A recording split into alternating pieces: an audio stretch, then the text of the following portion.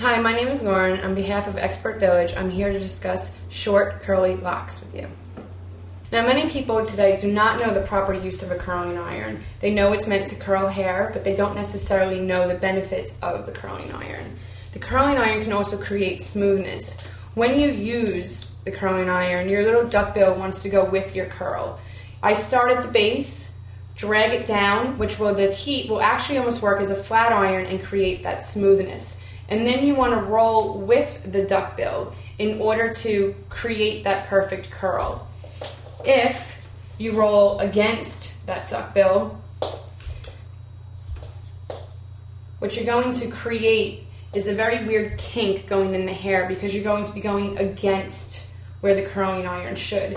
Many women end up with a kink on the end of their curl, such as this one, because they do not use the duckbill properly. If you want your curl to go back, you are going to put the duckbill on the front of your hair and then roll back with it, allowing the hair to wrap around evenly that duckbill.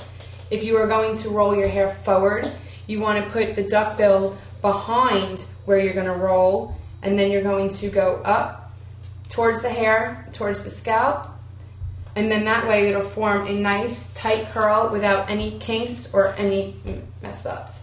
You can see it's very hard to get that kink out once the kink is put in. If you do get that kink in, I suggest allowing your curling iron to almost sit on that kink spot for just a few seconds and then re-roll that curling iron. So that way you can kind of break that kink out and it'll wind up forming a nicer, softer curl.